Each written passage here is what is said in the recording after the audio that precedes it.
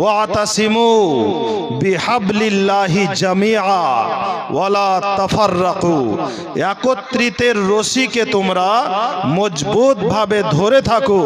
ওয়ালা তাফাররাকু, বিচ্ছিন্ন হইও না। যে জাতি বিচ্ছিন্নতা অবলম্বন করেছে সেই জাতি ধ্বংসের মুখে পতিত হয়েছে। তো আপনারা যদি এক জায়গায় বসেন, এ বহু মূল্যবান কথা। আজকে যদি এই জায়গায় অন্য কিছু হতো তো রাত্রি 2টো পর্যন্ত গোটা বিনোদিয়া গ্রামের একটাও মানুষকে বাড়িতে দেখতে পাওয়া যেত না, সবাই এই মাহফিলে ভিড় করত। তো আজকে আপনাদের এই সংক্রান্তই আমি বক্তব্য পেশ করব ইনশাআল্লাহ। তো সর্বপ্রথমে সমগ্র প্রকারের প্রশংসা, গুণগান, গুণকীর্তন, গুণভজন সেই মহারব্বুল আলামিন ওয়াহদাহু লা শারীক আল্লাহু তাবারাকা ওয়া তাআলার দরবারে নিবেদিত, যে আল্লাহ আমারও আপনার মতো তার নগণ্য বান্দাদেরকে তার নবীর মাদ্রাসার উন্নতি কল্পে উক্ত জালসায় আসা ও বসে কিছু শোনার ও বলার তৌফিক দান করেছেন। সেই মহান আল্লাহর শুকরিয়া জ্ঞাপন আপনারা সকলে উচ্চ স্বরে পাঠ করুন আলহামদুলিল্লাহি রাব্বিল আলামিন। সমগ্র প্রকারের প্রশংসা, গুণগান, গুণকীর্তন, গুণভজন সেই মহারব্বুল আলামিন ওয়াহদাহু লা শারীক আল্লাহু তাবারাকা ওয়া তাআলার দরবারে নিবেদিত, যে আল্লাহ সারা পৃথিবীর মানব সম্প্রদায়কে সঠিক পথ দেখানোর জন্য 570 খ্রিস্টাব্দে পৃথিবীর সর্ববিখ্যাত বংশ কুরাইশ বংশের হাশেমি গোত্রে আব্দুল্লাহর কলেজার টুকরোকে মা আমিনার গর্ভ হতে এই পৃথিবীর মধ্যে পাঠিয়েছেন। বলুন আলহামদুলিল্লাহ। সমগ্র প্রকারের প্রশংসা, গুণগান, গুণকীর্তন, গুণভজন সেই মহারব্বুল আলামিন ওয়াহদাহু লা শারীক আল্লাহু তাবারাকা ওয়া তাআলার দরবারে নিবেদিত, যে আল্লাহ কোন শব্দের দ্বারা 18,000 মাখলুকাতকে সৃজন করে মানব জাতিকে আশরাফুল মাখলুকাতের উপাধি দিয়ে পৃথিবীর মধ্যে পাঠিয়েছেন। বলুন আলহামদুলিল্লাহ।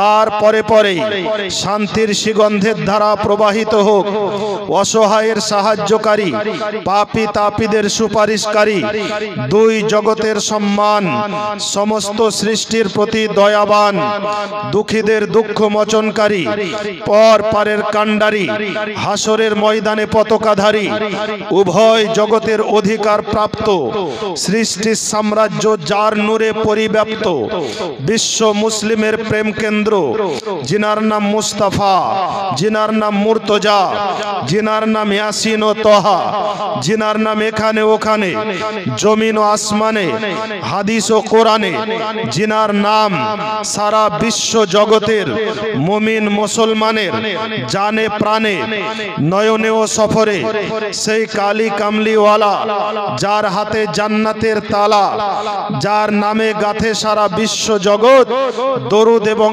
সালামের মালা, যিনি মক্কার সরকার, মদিনার তাজদার, দয়ার অবতার, রহমতের ভান্ডার, পাপীদের উদ্ধার কর্তা, মরুর উদ্ধার চিতা, বিশ্ব নিখিলের মহান নেতা, আব্দুল মুত্তালিবের শ্রেষ্ঠ পোতা জনাবে মুহাম্মদুর রাসূলুল্লাহ সাল্লাল্লাহু তাআলা আলাইহি ওয়াসাল্লামের উপরে লক্ষ কোটি দরুদ এবং সালাম, শান্তির ধারা বর্ষিত হোক।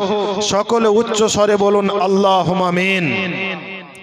বেরাদরান ইসলাম, খুব আক্ষেপ ও দুঃখের সহিত এ কথা বলতে আমি বাধ্য হচ্ছি, আজকের অতি গুরুত্বপূর্ণ এই মাহফিল বর্তমান সারা বিশ্বকে একবার লক্ষ্য করবেন।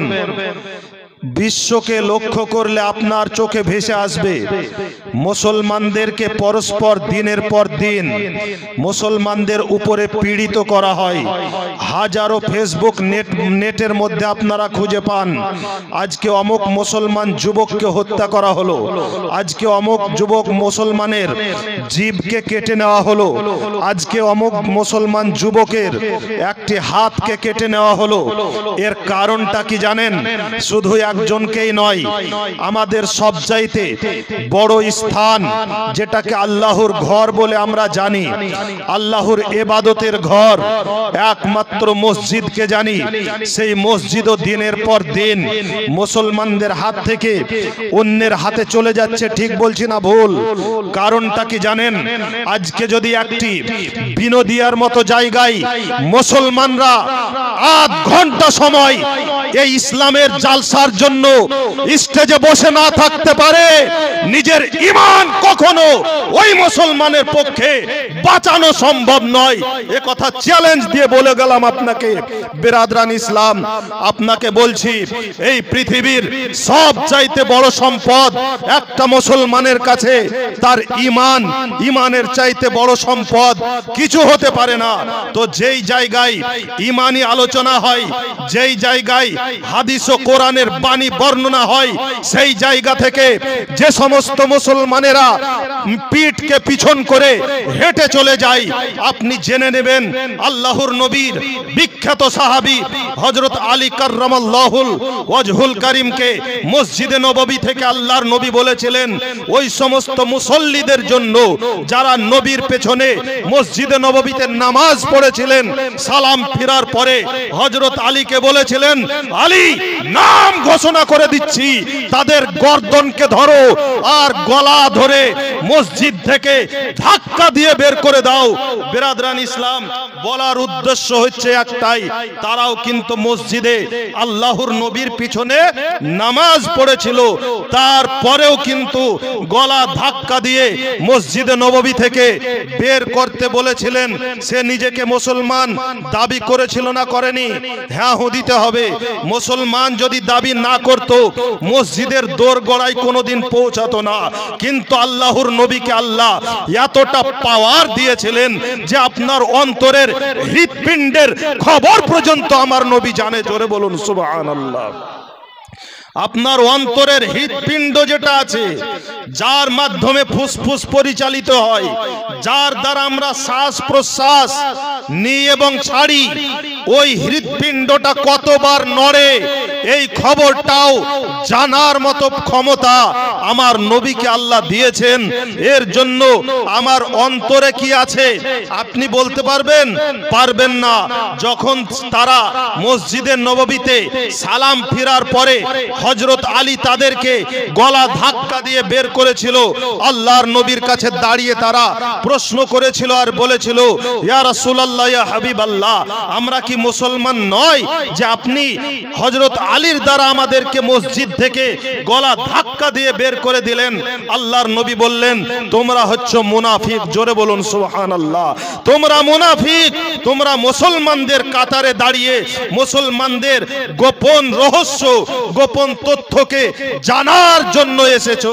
তো আপনাদের কাছে বড় আক্ষেপ লাগে যে আজকের এই জালসা ব্যক্তিগত কোনো স্বার্থ আছে? ব্যক্তিগত কারো স্বার্থ নাই, একমাত্র ইসলামের প্রচারের স্বার্থ, অন্য কিছু নাই। ইসলামের প্রচারের স্বার্থে যদি আপনাকে না পাওয়া যায়, তাহলে কালকে এই বিনোদিয়ার মসজিদ ভাঙতে আসলে বিনোদিয়ার মানুষ এই মসজিদকে রক্ষা করবে, এর দায়িত্ব কেউ নিতে পারবে? কেউ নেবে না। তার কারণ যে আজকে আল্লাহর বাণী শুনবে না, কালকে ওই মসজিদ ভাঙতে আসলে সেও ওই পিছনে থাকবে। কখনোই তার দ্বারা আগে বেড়ে মসজিদকে রক্ষা করা সম্ভব নয়। বিরাদরান ইসলাম, তো আপনারা খুব সজাগ থাকবেন। এটা হচ্ছে কিয়ামতের বড় একটি পিরিয়ড চলছে। কিয়ামত আসবে, তার একটি বড় পিরিয়ড, বড় অধ্যায়, বড় চ্যাপ্টার, বড় সময় চলছে, যেটা আপনাকে নিজে দেখে অনুভব করে নিতে হবে যে যারা ইসলামের বাণী শুনে দূরে সরে পালায়, আর সেটাই হচ্ছে কিয়ামতের সবচাইতে বড় লক্ষণ। তো যাই হোক, দুইজন শুনুন আমার বক্তব্য, বেশি লোকের শোনার দরকার নেই। একজন যদি শুনে নিজের ঈমান আকীদাকে মজবুত করতে পারেন, আপনি জানেন পবিত্র কোরআন 6666টি আয়াত বিশিষ্ট একটি গ্রন্থ। যেই গ্রন্থের প্রথম অবতীর্ণের যে আয়াতটি ছিল সেটা ছিল ইকরা। জোরে বলুন সুবহানাল্লাহ। সেটা ছিল ইকরা, অর্থাৎ পড়ো, পাঠ করো। তাহলে পৃথিবীকে জানতে হলে, হাদিস ও কোরআনের ভিতরে ঢুকতে হলে, সাহাবায়ে কেরামদেরকে সঠিকভাবে চিনতে হলে, আকীদাকে সঠিকভাবে অন্তরে মজবুত করতে হলে, আলিম ওলামাদের সম্মান, আল্লাহর নবীর সম্মান, আল্লাহর নবীর ইজ্জত, ইবাদত, এই সমস্ত কিছুকে জানতে হলে ইকরার মধ্যে আসতে হবে আপনাকে, তবেই আপনি জানতে পারবেন। পড়ো, এই পড়ার মধ্যে যদি আপনি না আসেন, কোনো দিন ইউটিউব আপনার দলিল নয়, মোবাইল আপনার দলিল নয়। হযরত আল্লাহর নবী জনাবে মুহাম্মদুর রাসূলুল্লাহ সাল্লাল্লাহু তাআলা আলাইহি ওয়াসাল্লাম তার বিখ্যাত একজন সাহাবীকে এক জায়গা অর্থাৎ ইয়ামানের একটি জায়গাতে বিচারক হিসাবে পাঠিয়েছিলেন। আর সেখানে তিনি যাবেন, আল্লাহর নবী প্রশ্ন করছেন যে হে আমার সাহাবী, বলো তুমি অমুক জায়গার যে বিচারক হয়ে যাবে, সেখানে তুমি কি দেখে বিচার করবে? আল্লাহর নবীকে সেই সাহাবী উত্তর দিয়েছিলেন, ইয়া রাসূলুল্লাহ, বিচার আমি পবিত্র কোরআন খুলে করব। আল্লাহর নবী বললেন, ফাইল্লাম তাজিদ ফিল কোরআন, যদি তুমি কোরআনের মধ্যে সেটা না খুঁজে পাও তখন কি করবে? কোরআনের ব্যাপারে বলা হয়েছে, ওয়ালা রাতাবিন ওয়ালা ইয়াবিসিন ইল্লা ফি কিতাবিম মুবিন। পবিত্র কোরআনে পৃথিবীর সমস্ত কিছুর ব্যাখ্যা বিশ্লেষণ আছে। তারপরেও আল্লাহর নবী তার বিখ্যাত সাহাবীকে বলছেন, যদি তুমি কোরআনে খুঁজে না পাও তাহলে কি আল্লাহর নবী ভুল বলছেন? কখনোই না, আল্লাহর নবী ভুল বলছেন না। তার কারণ পবিত্র কোরআন অতল সমুদ্র, সেই সমুদ্র থেকে মণি খুঁজতে গেলে তার মতো ভাবে ডুবতে হবে। ডুবরির মতো যদি না ডুবে আপনার এবং আমার মতো ব্যক্তি গিয়ে সমুদ্রে ডুবে মণিকে তুলে নিয়ে আসবো মনে করি, মুক্তাকে খুঁজে নিয়ে আসবো মনে করি, কোনোদিন সম্ভব হবে? কোনোদিন সম্ভব হবে না। সমুদ্রে গিয়ে মণি মুক্তাকে খুঁজতে হলে ডুবরির যেমন প্রয়োজন হয়, পবিত্র কোরআনের হাদিসের জ্ঞান অর্জন করতে গেলে আপনাকে পবিত্র কোরআনের ইকরার মধ্যে আসতে হবে, পড়ার মধ্যে আসতে হবে, তবেই আপনি পবিত্র কোরআনের হাদিস ও জ্ঞান অর্জন করতে পারবে। আর যার কারণেই আজকের এই জালসা, মাদ্রাসা স্থাপন করেছেন আপনারা, এই মাদ্রাসায় পঠন পাঠন হবে হাদিস ও কোরআনের জ্ঞানের সাথে সাথে বর্তমান পার্থিব জগতের জ্ঞান, জেনারেল যে সমস্ত সাবজেক্ট তা পড়ানো হবে। তো যদি আপনারা ঘুমিয়ে থাকেন তাহলে কি সম্ভব? কখনোই সম্ভব নয়। তো আজকের বক্তব্যের আমার মূল বিষয় হচ্ছে, যে জিনিস থেকে আমরা অজ্ঞ আর জানলেও কিন্তু আমলে পরিণত করি না। আমরা সকলেই জানি ইসলামের স্তম্ভ কয়টি ভাই? আপনারা বলুন কয়টি? 5টি হলো স্তম্ভ। বুনিয়াল ইসলাম আলা খামসিন, আল্লাহর নবীর হাদিস আছে, ইসলামের ভিত্তি স্থাপন রাখা হয়েছে, ইসলামের বুনিয়াদ রাখা হয়েছে, ইসলামের পিলার রাখা হয়েছে। 5টি পিলারকে কেন্দ্র করে, তার মধ্যে একটি হচ্ছে ঈমান, লা ইলাহা ইল্লাল্লাহ মুহাম্মাদুর রাসূলুল্লাহ বলা, দ্বিতীয় হচ্ছে নামাজ পড়া, তৃতীয় হচ্ছে যদি আপনি ধন সম্পদের মালিক হন হজ এবং যাকাত দেওয়া, আর একটা হচ্ছে রমজান মাসের রোজা রাখা। আপনাদের মধ্যে 4টি গুণ দেখতে পাওয়া যায়, কিন্তু একটা গুণের ক্ষেত্রে আমরা এবং আপনারা সবাই পিছিয়ে থাকি। মুসলমান কলেমা পড়ে ঠিকই, নামাজের টাইম হলে নামাজও পড়ে ঠিক, রোজার টাইম আসলে রোজাও রাখে ঠিক, কিন্তু বেরাদরান ইসলাম কটা হলো? 3টি। লা ইলাহা ইল্লাল্লাহ মুহাম্মাদুর রাসূলুল্লাহ, তারপরে নামাজের টাইম হলে নামাজ 2 নম্বর হয়ে গেল, রমজান মাস আসলে রোজা 3 নম্বর হয়ে গেল। 2টি জিনিস থেকে আমরা খুব অবহেলিত, আর সেই 2টি জিনিসেরই আমি আয়াত আপনাদের সম্মুখে পাঠ করেছি। তার মধ্যে একটা হচ্ছে হজ আর অপরটি হচ্ছে যাকাত। জোরে বলুন সুবহানাল্লাহ। একটি হচ্ছে হজ আর অপরটি যাকাত। এই দুটো বিষয়ে আমরা গাফিল না গাফিল নয়, আমরা অসচেতন না অসচেতন নয়। যদি আপনারা সজাগ থাকেন এই দুটি বিষয়ে তাহলে এই বিষয়ে বক্তব্য দেব না, আর যদি সজাগ না থাকেন তাহলে এই দুইটি বিষয়কে আপনাদের প্রত্যেকটি মুসলমানকে জানা বাধ্যতামূলক, জানতে হবে। আর যদি না জানার ভান করে থাকেন আপনি তাহলে কিন্তু পরকালে খুব কঠোরের সম্মুখীন পড়বেন। কঠোর থেকে কঠোরের বিচার আল্লাহ তাবারাকা ওয়া তাআলা কিয়ামতের মাঠে আপনার নেবেন। সেই দিন কিন্তু পরিত্রাণ পাওয়ার মতো কোনো জায়গা থাকবে না। আর সেই সংক্রান্তই পবিত্র কোরআন সূরা তওবার 35 নম্বর আয়াত এই ক্ষুদ্র ব্যক্তি আপনাদের সম্মুখে পাঠ করেছে।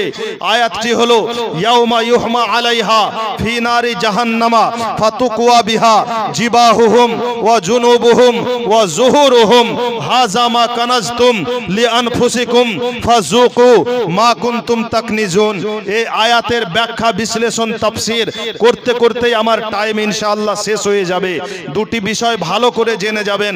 যাকাত কাকে বলে? যাকাত হচ্ছে দুই শ্রেণীর। যাকাত কয় প্রকার? যাকাত দুই প্রকার। মা বোনরাও ভালো করে কান পেতে শুনবেন। আর যে সমস্ত ভাইরা আমার এই মাহফিলে উপস্থিত নান তাদেরও উদ্দেশ্যে বলছি, এটা আপনার লাভ হবে, অন্য কারো লাভ নয়। যেখানেই আপনি আছেন কান পেতে শোনার চেষ্টা করবেন। যদি আপনি এই দুইটির আওতায় পড়েন আর তারপরে যদি এগুলো প্রদান না করেন, এর শাস্তি স্বরূপ আল্লাহ পবিত্র কোরআনের মধ্যে যে আয়াত বলেছেন সেটাই আমার বক্তব্যের আজকের বিষয়বস্তু। তো যাকাত দুই প্রকার, একটা হচ্ছে খেরাজি, একটা হচ্ছে উশরি। ভালো করে শোনার চেষ্টা করবেন। একটা খেরাজি, একটা উশরি। খেরাজি কাকে বলে? উশরি কাকে বলে? খেরাজি হচ্ছে যে সমস্ত সম্পদ ভূমি থেকে উৎপন্ন হয় না, যে সমস্ত সম্পদ জমি থেকে উৎপন্ন হয় না, তাকে বলা হয় খেরাজি। যেমন সোনা, টাকা, রূপো মানে চাঁদি, এগুলো কি লাগা হয় জমিতে? সোনা লাগিয়ে সোনা ফলে? ফলে না। টাকা কি পুঁতে টাকা বের হয়? হয় না। তো এইগুলোকে বলা হয় খেরাজি। আর দ্বিতীয় প্রকার যাকাত হলো উশরি, অর্থাৎ যে সমস্ত সম্পদ মানুষের ঘরে আসে জমি থেকে, অর্থাৎ ভূমি থেকে যে সমস্ত ফসল উৎপন্ন হয় সেগুলোকে বলা হয় উশরি। উশরি যাকাত আপনাকে দিতে হবে। একটি জমিতে বছরে যতবার ফসল উৎপন্ন হবে ততবার আপনি উশুর দিতে বাধ্য। যদি না দেন তার ব্যাপারে আল্লাহর নবীর হাদিস আছে, সেইগুলো আমি শোনাবো। পবিত্র কোরআনে কি বলেছে সেগুলো আমি শোনাবো। আর যাকাতে খেরাজি, যেটা জমি থেকে উৎপন্ন হয় না, সেটার জন্য হাওলানে হাওল, অর্থাৎ একটি বছর শর্ত আছে। একটি বছর হতে হবে। উদাহরণস্বরূপ 2025 সালের রমজান মাস আসবে মার্চ মাসে। মার্চ মাসে আপনি খেরাজি, আপনার টাকা আছে, সোনা আছে, রূপো আছে, সমস্ত গুলিকে আপনি ক্যালকুলেশন করার পর, ক্যালকুলেশন করলেন যদি 7.5 ভরি সোনা বা 52 ভরি চাঁদি আপনার কাছে থাকে, ওইটা অথবা এইটা, তাহলে আপনি যাকাত দিতে বাধ্য। আর যদি কারো বাড়িতে সোনা এবং চাঁদি দুটোই আছে কিন্তু পরিমাণ অনুযায়ী পৌঁছায় না, সোনা হয়তো 2 ভরি আছে, চাঁদি আছে 5 ভরি, তাহলে 2 ভরি সোনাটাকে বাজার দর মূল্যে কতটা দাম হয় সেই দামটা যাচাই করে এসে যদি তা দিয়ে 52 ভরি চাঁদি যদি কেনা যায়, তাহলে ওই 3